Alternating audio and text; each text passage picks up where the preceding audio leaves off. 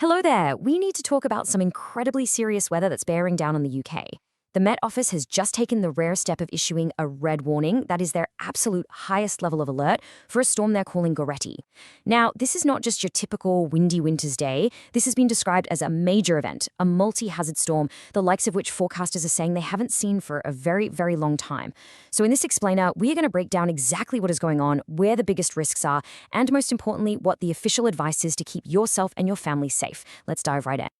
You know, this quote here, coming directly from a senior Met Office forecaster, really says it all. We haven't seen a wind forecast like this for a long, long time. When you hear that from the people who live and breathe this stuff every single day, it is a massive signal that what we're facing is completely out of the ordinary. These are folks who are normally very measured with their language, so for them to say something this direct, well, it's their way of shouting from the rooftops that this is exceptionally rare and carries a genuine threat. It's a call to action for all of us to sit up and take this very, very seriously. So what is it that makes Storm Goretti so dangerous? Well, it's what's officially called a multi-hazard event. And that's not just jargon. It means a storm is basically throwing a 1-2 punch at the country. It's not just one threat, we've got two completely different and equally severe weather events happening at the same time. Down in the south, we are looking at extreme, potentially life-threatening winds. But at the exact same time, further north, we're talking about widespread, paralyzing snow. And you can see how that creates a massive challenge, right? Different parts of the country are having to brace for totally different impacts from the very same storm. We're going to unpack both of these threats right now. Okay, just take a look at this. This table gives you a real sense of the sheer scale of what we're dealing with. It's a complete patchwork of warnings covering pretty much the entire country. The one that immediately jumps out, the headline act, if you will, is that red warning for wind down in Cornwall and the Isles of Scilly.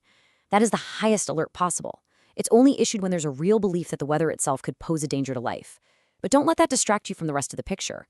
Look at that huge swath of amber for heavy snow across Wales and the Midlands. And then you've got a whole raft of yellow warnings for wind, rain, and ice elsewhere. It really shows you just how powerful and complex this one single storm system is. So what is this thing?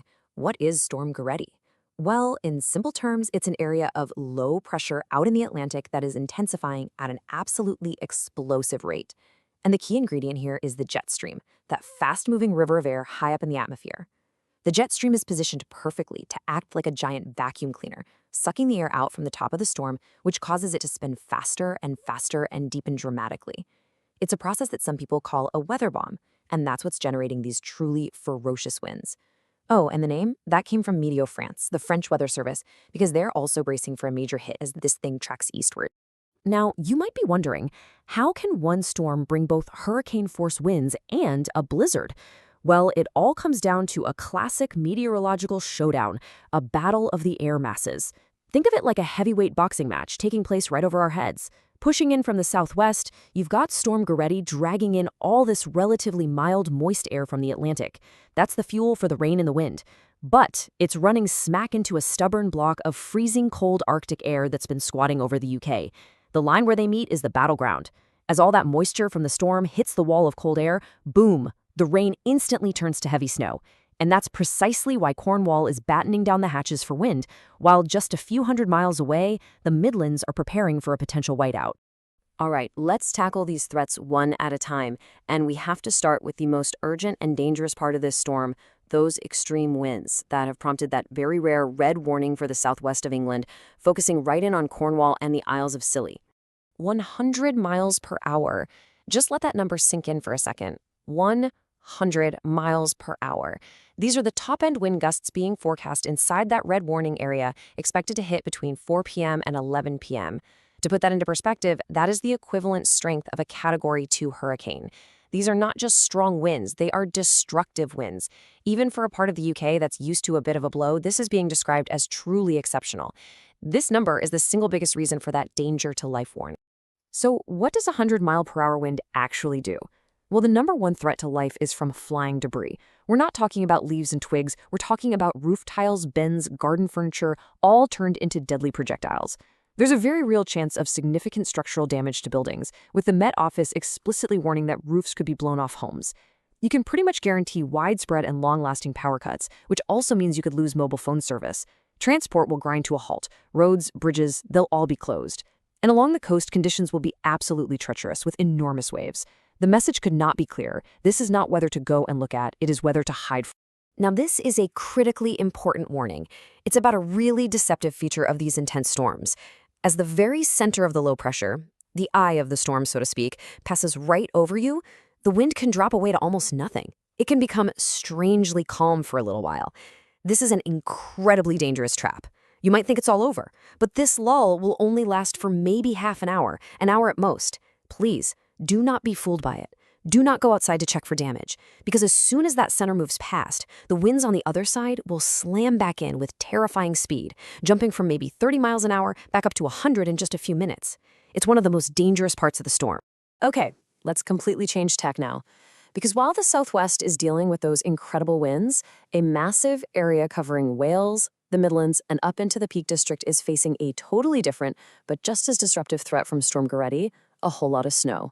30 centimeters. That's about a foot of snow, for those of us who think in old money.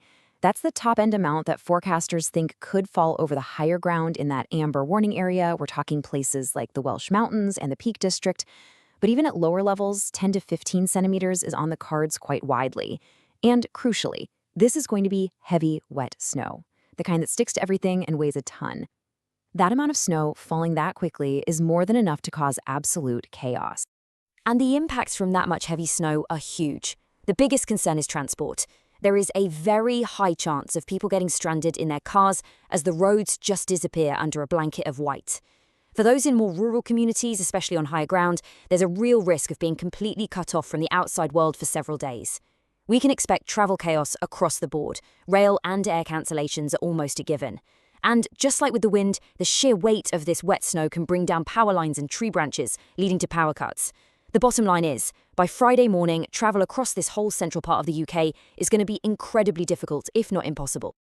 Now, one of the really tricky things with a snow event like this is how patchy it can be. That battle line between the cold and the mild air can be a razor's edge.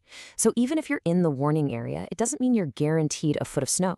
You could have a situation where somewhere like Merseyside gets mostly rain or sleet, but just a few miles inland, up in the hills, it's a full-on blizzard. This makes forecasting exact amounts for your specific town really difficult.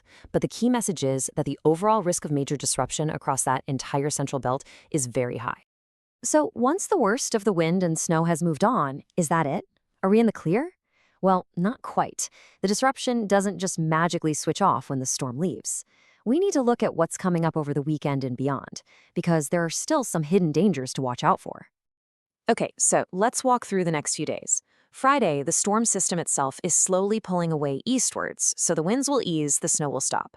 But of course, the impacts, the damage, the flooding, the deep snow, they're all still there. Then we get to Saturday, which actually looks like the best day of the bunch. It's going to be cold for sure, with a sharp frost, but for most of us, it should be brighter and drier. It's a bit of a breather. But enjoy it while it lasts, because by Sunday, another weather system is rolling in from the Atlantic. That's going to bring more rain and wind for many, and yes, there's a risk of more snow on the front edge of it as it hits that cold air again. Looking into Monday, it looks like it will start to turn milder, but things are still pretty uncertain. And this really gets to the heart of the lingering hazards. After all that rain and snow on Friday, temperatures are set to plummet overnight into Saturday. That means one thing: ice. Widespread, treacherous ice on any untreated surface, pavements, side roads, you name it. This is the danger that often catches people out. The storm's gone, the sky might even be blue, but the ground beneath your feet can still be incredibly dangerous.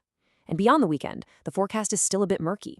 That battleground between the cold and mild air could easily fire up again, meaning there's still a chance of more snow early next week. The wintry weather isn't done with us just yet. Right. We've talked about the science and the impacts. This brings us to the most important section of all: what you need to do. This is the official advice on how to stay safe through this dangerous weather. Please listen carefully.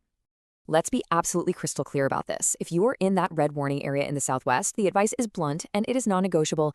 Do not travel at all. Stay indoors. Before the storm hits, go outside and secure anything that could fly away: garden furniture, bins, trampolines. Tie them down or bring them in. And then prepare for the very real possibility that you will lose power, maybe for quite a while. The official message is to hunker down and just ride it out safely inside. For everyone else, in those amber and yellow areas, the advice is to keep a very close eye on the latest forecasts and only travel if it is absolutely essential. Following this advice will, without a doubt, save lives. And finally, as we watch a storm like Goretti unfold, it's hard not to think about the bigger picture.